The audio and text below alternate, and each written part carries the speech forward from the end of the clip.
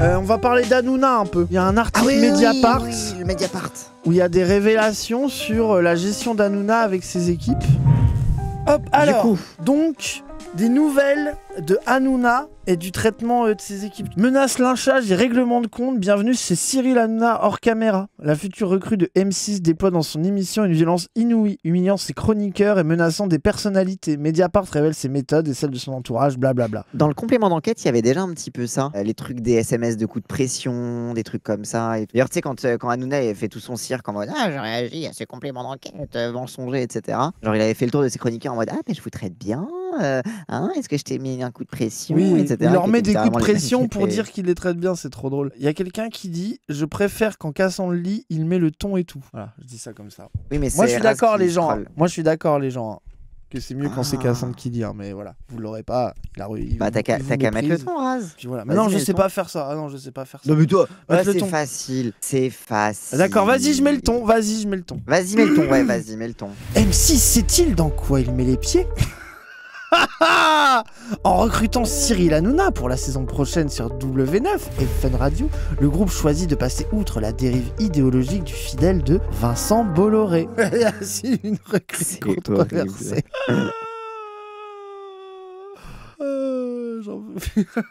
Oui, bon, ça va, c'est bon, on continue normal.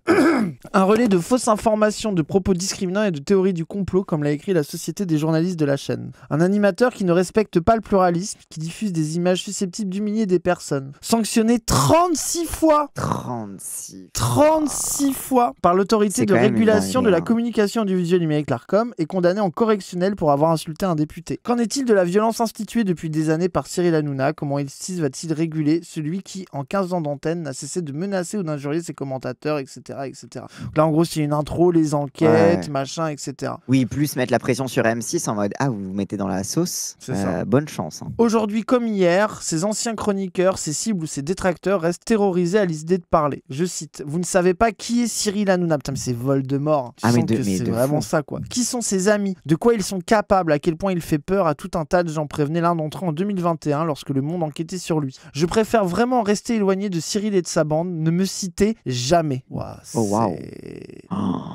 mais c'était son ancienne chroniqueuse, là. C'était Enora Malagré aussi qui avait été turbo en mode trauma par Hanouna et tout.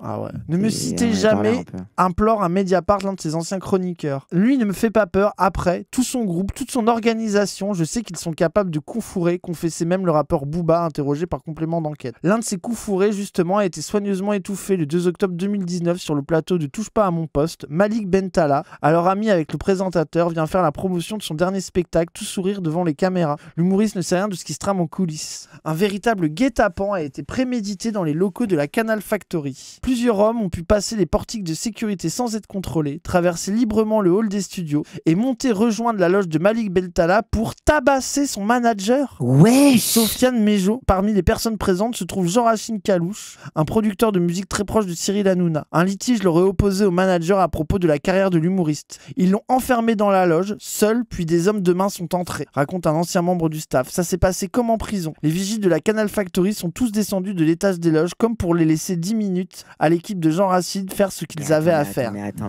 est-ce qu'on s'arrête 2 secondes sur le fait que ça veut dire qu'ils ont briefé les agents de sécurité, les agents d'accueil, etc. pour faire rentrer les gens spécifiquement pour tabasser. Ouais, c'est ça. C'est vraiment, mais c'est Death Row, le bordel. Quand on dit que c'est un mafieux, c'est vraiment un mafieux, quoi. C'est le grand pote à Hanouna, apparemment, le mec, le producteur en question. Ouais. Genre, il s'appelle Jean Rachid. C'était une mise à mort. L'intention n'était pas d'intimider, mais de faire mal. Pendant ce temps, alors que l'émission est en cours et que les loges sont désertées par la sécurité de Canal+, le manager de Malik Bentala est frappé par de nombreuses personnes à coups de poing et de casque. Sofiane Mejo est grièvement blessé au niveau du dos et cesse de recevoir des coups lorsqu'une personne se décide à intervenir. Les agresseurs prennent alors la fuite par une porte dérobée. C'était une mise à mort, machin, etc. Un équipage de police est finalement appelé et une plainte est déposée. Mais consigne est donnée de tout étouffer. À l'issue de l'émission, on avait reçu l'ordre de ne rien ébruiter, témoigne un ancien chroniqueur de l'émission. Des coups ont été portés à main nue par plusieurs personnes et avec un objet, confirme le parquet de Nanterre. Sofiane Mejo et Malik Beltala, qui n'ont pas souhaité répondre à Mediapart, sont régulièrement menacés par téléphone et incités à ne rien dire de plus à la police. Cyril Hanouna poste quelques jours plus tard plusieurs photos et vidéos sur ses réseaux sociaux pour mettre en scène son amitié et sa proximité avec Jean-Rachid Kalouch. La direction de H2O, qui n'ont pas répondu à Mediapart.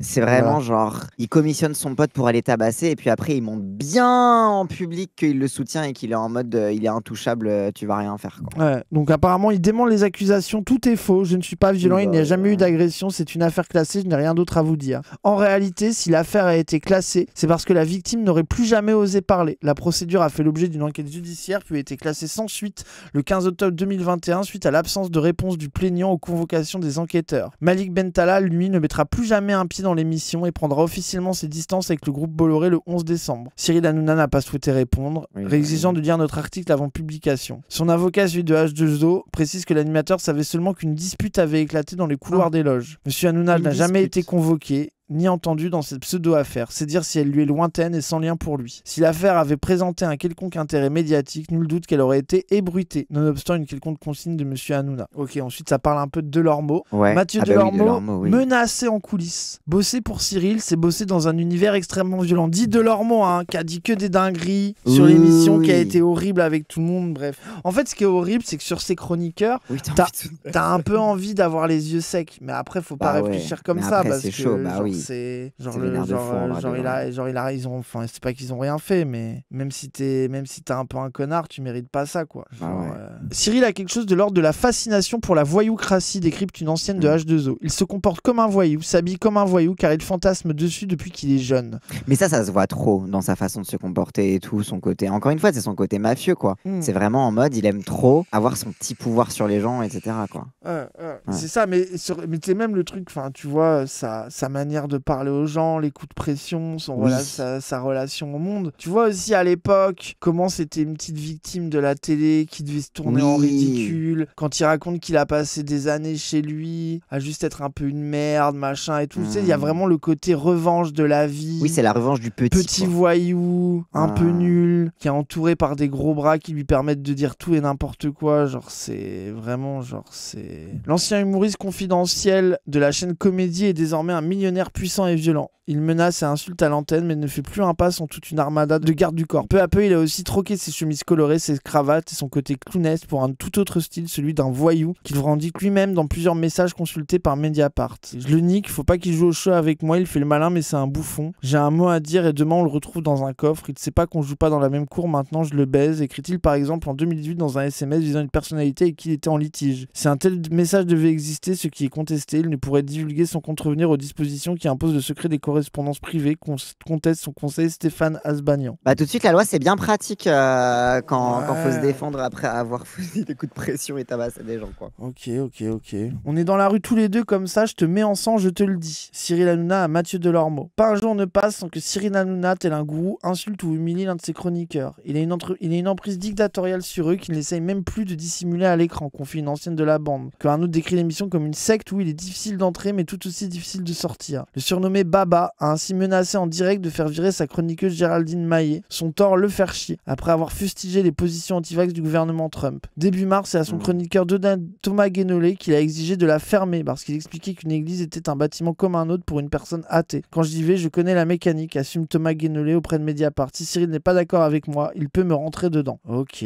Guénolé, Mathieu Delormeau qui n'a pas donné suite à nos sollicitations. En plus, ce qui est deep, c'est qu'il n'y en a aucun qui veut parler. C'est ce genre de Malik Bentala au truc, machin. Tu vois vraiment qu'il y a un truc de... On dit rien, quoi. Il était toujours, non Non, ça fait un moment qu'il est parti, je crois. Ok. En plus, il est parti en PLS. Ah oui, non, parce que je le confondais avec l'autre aux lunettes bleues, là. Ouais, non, c'est pas lui. Ok. Mathieu Delormeau, qui avait prévenu l'animateur que deux de ses proches étaient gravement malades, ne rigole pas à ses blagues. Cyril Hanouna est furieux. On fait des vannes ici. Si tu n'es pas prêt à faire des vannes, tu rentres chez toi, mon chéri. Quand je te dis calme, c'est calme. Ici, il y a un chef d'orchestre terminé. Ah d'accord, je ferme ma gueule, rétorque Mathieu. Ok, oui. Sur cette bande son, apparemment, Mediapart, ils ont réussi à avoir une bande-son. Ok. Ordre a été donné de tout étouffer. Selon nos informations, un dirigeant de H2O a demandé le lendemain à la production de faire supprimer tous les enregistrements captés par le micro des chroniqueurs ce jour-là. Mais une copie qu'a pu consulter Mediapart n'a pas été effacée. Sur cette bande-son, l'animateur se montre violent et encore plus menaçant à l'égard de son chroniqueur qu'il sait pourtant vulnérable. Je te le dis, on n'est pas chez ta mère ni chez ton père. Je te dis une fois, je te le dis pas deux fois, prévient Hanouna qui existe que Mathieu Delormeau s'excuse lors de la reprise de l'antenne. T'aurais pas été mon ami, sur la tête de ma mère, on est dans la rue, je te mets en sang, poursuit-il. On est dans la rue tous les deux comme ça, je te mets en sang, je te le dis. Cyril Hanouna reproche au chroniqueur sa réaction à ses vannes. Tu crois qu'on a vraiment besoin de ça en ce moment, interroge-t-il plusieurs fois. 4 jours plus tôt, l'Arcom venait d'infliger une amende de 3,5 millions d'euros à la chaîne. Oui, voilà. Ah oui, c'était après l'épisode Louis Boyard. Ouais. Voilà, donc il est en mode là, faut filer droit. En fait, c'est ça, c'est que l'épisode Louis Boyard l'a quand même fait un peu flipper. D'ailleurs, ça s'est même vu un peu sur le moment et sur la suite et les réactions, etc. Et du coup, ils sont vengés sur ses chroniqueurs et sur son entourage, quoi. C'est vraiment... Réaction d'alcoolique coqueux. Après, les gens, tous les alcooliques et les coqueux parlent pas comme ça, déjà. Oui. Après, je vois ce que tu veux dire. Moi, je pense que Hanouna, peut-être que la drogue le rend pire, mais je pense qu'il a pas besoin de la drogue pour être un FDP. Hein. Comme on dit, in vino veritas. Hein. Généralement, tu fais des trucs sous drogue, c'est pas des trucs que tu ferais. Enfin, voilà, quoi. Bah ouais. Là, t'as fait une grosse erreur, je te le dis. On a la même embrouille dans la rue, je te mets en sang. T'es mon ami, mais t'es pas mon ami, je te tue. Mais attends, mais juste parce qu'il a pas rigolé à ses vannes en plateau? Oui, tout ça, oui, on rappelle. Hein. Oui, rappelle le contexte. Il rigolait pas assez, hein. Il rigolait pas assez aux vannes, hein. C'est de la folie pure. Hein. Ah ouais. Juste avant la reprise, Cyril Hanouna menace directement de le frapper. Je te jure, j'ai envie de te... mets-moi une claque, ce sera fait, réplique Mathieu Delormeau. Je te jure, je vais te frapper. Ouah, c'est une dinguerie. Après la coupure publicitaire, le chroniqueur en larmes s'exécute et vient faire une accolade à Cyril Hanouna pour le rassurer. En ce moment, et tu le sais, je te l'ai dit à toi, 2 personnes de mon entourage très proche sont très malades, ça me fait de la peine. Tes vannes restent drôles, mais je suis plus sensible. Si cette discussion a été entièrement enregistré, Cyril Hanouna dément avoir proféré ces menaces. Mon client conteste évidemment les propos que vous lui rapportez et me rappelle qu'à la coupure publicité, il y a plus de 100 personnes autour de lui sur le plateau, précise monsieur Asbagnan, qui assure que l'animateur n'a aucun problème avec Mathieu Delormeau. Journaliste menacé. Il nomme un journaliste, l'insulte, le lâche dans l'arène de ses fans pour laisser se faire harceler. C'était le cas début février avec Adrien Matou, journaliste à Marianne, à qui il reproche d'avoir critiqué TPMP. Il s'appelle Adrien Matou, allez voir son compte X. Vous pouvez d'ailleurs lui répondre directement, dire ce que vous pensez de lui, a-t-il lancé. Wow. Avant lui, de nombreux journalistes, notamment de Libération, du Parisien ou de Complément d'enquête, ont été ciblés de la même manière. Oui, c'était le mec de Complément d'enquête, putain, comment il s'appelle déjà Tristan Valdec aussi, qui a été turbo ciblé et tout. Enfin, ouais. C'est vraiment Hanouna et son équipe de garde du corps gros bras qui se prend pour le roi de Paris et qui se dit qu'il va tabasser toute la terre, quoi. Et qu'il a son armée de public pour le protéger. Après, moi, je rappellerai toujours l'humiliation publique de Hanouna quand il a organisé une manif contre la fermeture de C8. Ah oui. Qu'il a pensé qu'il allait avoir les gilets jaunes pour lui et qu'il se retrouvait 30 pélos, dont la moitié c'était ses chroniqueurs et ses gardes du corps devant une estrade mal foutue. Hein. Genre ça c'est toujours le retour au réel de la droite quand ils veulent mobiliser. Faut au moins le mariage pour tous. Ça veut dire si c'est pas l'homophobie, c'est dur de faire sortir les gens. Hein. Faut vraiment que ça soit pour insulter des homosexuels. Hein. Genre c'est la dernière fois qu'on les a vus en masse, c'était ça un rappel. Hein. Bah oui, c'était la manif pour tous. Hein. C'est là que tu vois la puissance de l'homophobie quand même. Hein. Là, le patron du magazine Society qui dit: lorsque je décroche, je découvre qu'il s'agit de son garde du corps. Il me menace en me disant que je fais trop le show et qu'ils vont me fumer. C'est vraiment genre il a cru c'était. C'est vrai que la métaphore voyou nul quoi. C'est vraiment genre il a de la thune pour se payer des gardes du corps et menacer physiquement des gens quoi. Genre c'est vous. Hein. En 2024, Patrick Ménet, le réalisateur de Vue, le zapping de France 5 est pris pour cible. Le GOAT. Accusé d'avoir réalisé un montage humiliant pour l'animateur. Le lendemain, il revient dessus dans TPMP et fait une séquence d'1 quart d'heure où il balance mon visage en grand derrière son écran. Et il m'insulte, m'invite quasiment à me battre avec lui. Pour Patrick Ménet, c'est une preuve de haine de plus dont est capable Hanouna. Quand il officiait sur Canal+, le réalisateur du zapping avait été menacé après un montage moquant l'intéressé. Il m'avait envoyé un message en me disant que je l'avais bien pris pour un con, qu'il n'oublierait pas et qu'il s'occuperait de moi, se souvient-il. J'ai ensuite été lourdé avec mon équipe comme une merde de Canal+. Et de résumer, Hanouna, c'est un triste bouffon devenu dangereux. L'avocat du présentateur conteste ces échanges et relève le caractère diffamatoire de l'allégation qui, si elle avait dû exister, aurait certainement fait l'objet d'actions judiciaires.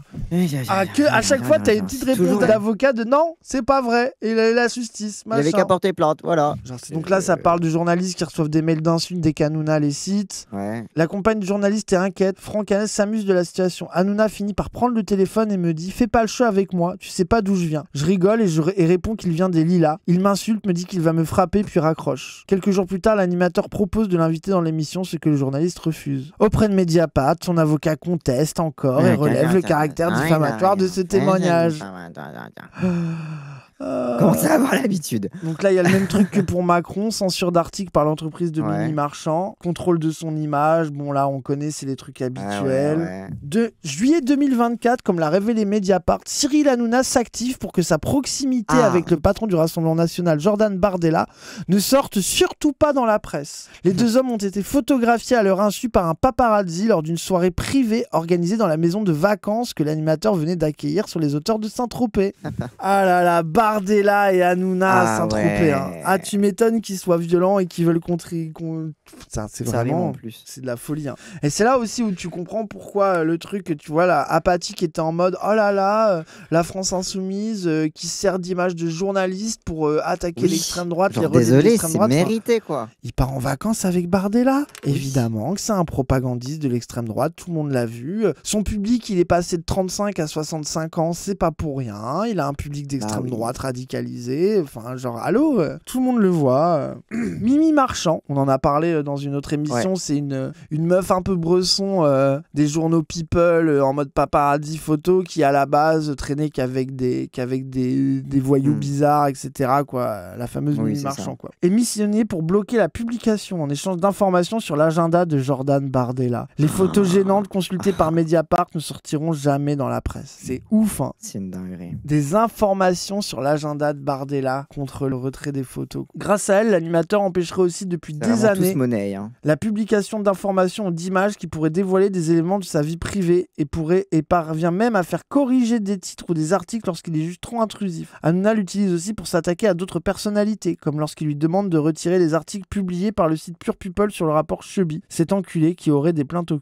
J'ai pas compris là. Je sais pas. Les articles publiés par le site Pure People sur le rapport Chubby. En fait, il fait retirer parce que les articles... Pure People, c'est le site de Mimi Marchand. Je comprends pas. Il veut protéger le rappeur ou l'attaquer? Je comprends pas. Oh, j'ai pas tout compris. Ok. Comme à chaque fois, Mimi Marchand promet de s'exécuter. Avec ce chanteur, elle va même plus loin et annonce à Cyril Hanouna qu'elle blacklist... Ah oui, c'est ça, qu'elle blacklist ce rappeur de merde, noir et pas propre. Quoi? Pardon? C'est chaud, hein. Oh, le tir de racine. Que voulait-elle dire? Ça ne me dit rien ce que vous dites, balaye-t-elle auprès de Mediapart, en assurant ne pas contrôler l'image de l'animateur. Mon client n'a rigoureusement rien à voir avec ses faits et aux prétendus propos qui auraient été tenus par d'autres, conteste monsieur. Ouais, c'est faux. Ses propos, mon client. Là, M6, ils sont dans une sauce. Hein. Après, j'imagine que le choix, c'est qu'ils savent que le truc, c'est que ça va faire de la thune aussi. Hein. C'est là aussi le cynisme d'M6, quoi.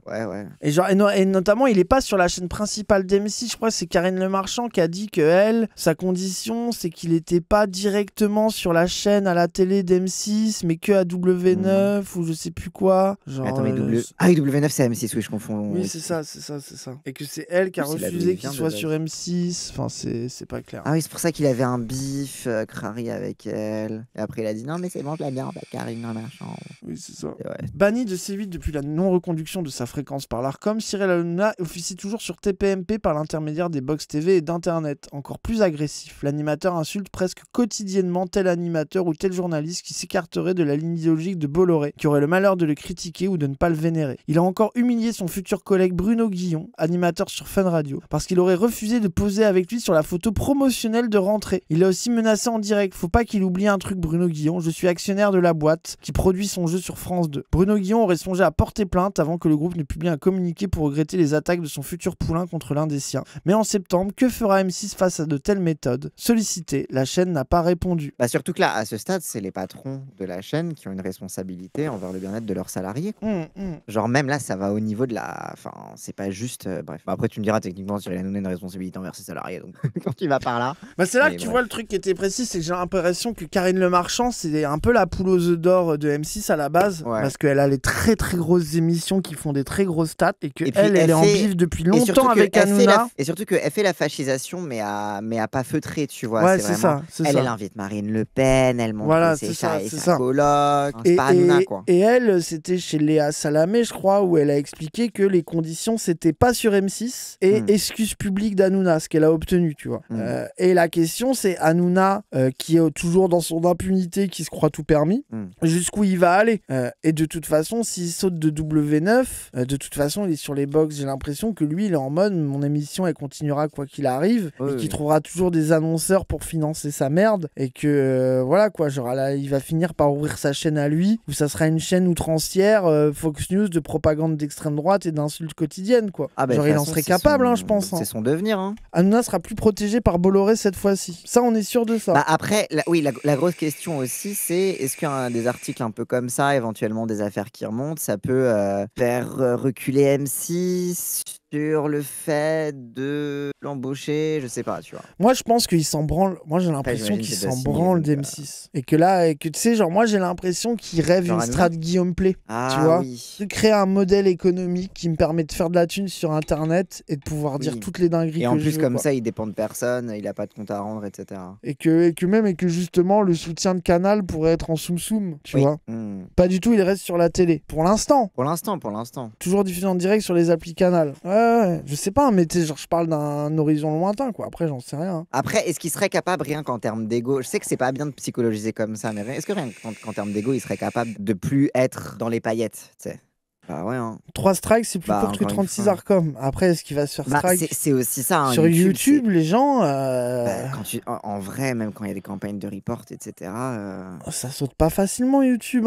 Après, si, c'est vrai qu'il s'est fait baiser avec les marques. Si, ils ont raison. Oui, il s'est fait baiser rien sur les marques. Parce qu'il s'est dit, je suis pas à la télé. Il sera soumis à la loi influenceur et là, t'inquiète pas qu'ils vont pas hésiter à sévir. Oui, parce qu'il a fait de la publicité déguisée non annoncée. Ouais. Et en plus de ça, et en vrai, les strikes, ça peut aller assez vite parce que tu regardes la difficulté qu'on a à parfois à se faire démonétiser. Après, la démonétisation, c'est pas pareil que simplement le strike, tu vois. Mais parfois, à se faire refuser des trucs parce que les guidelines de YouTube, elles sont quand même assez rigides. Ça peut. Oui. En fait, déjà, la raison pour laquelle il a sauté de C8, c'est parce qu'il avait aucune tenue d'antenne. À chaque fois, ce que demandait l'Arcom, c'est de faire en sorte qu'il y ait une meilleure tenue d'antenne pour TPMP, etc. En gros, que quand il se passe des dingueries sur son plateau, qu'il soit là pour calmer le jeu, qu'il a la responsabilité, etc. Alors que c'est lui qui fait les dingueries. Et en fait, c'était beaucoup sur la tenue d'antenne qui s'est fait baiser. Et d'ailleurs, c'est pour ça qu'il y avait un moment un léger différé. Alors, t'inquiète, il chiale. Dans la commission d'enquête, et pareil, face à l'Arcom, il chialait. Ouah, on nous a posé un léger différé. Et du coup, c'est pas pareil parce que c'est moins spontané que le vrai direct. Non, mais à quel moment? Enfin, bref. Mais je pense que c'est aussi ça, parce que le problème fondamental, c'est juste qu'il sait pas tenir ses trucs. Et du coup, dès qu'il dit la moindre dinguerie, c'est lui qui les dit, les dingueries, tu vois. Ouais, bon, bah écoute, à voir quel move il va faire de toute façon. Mais en tout cas, c'est une dinguerie, ce tir de mafieux.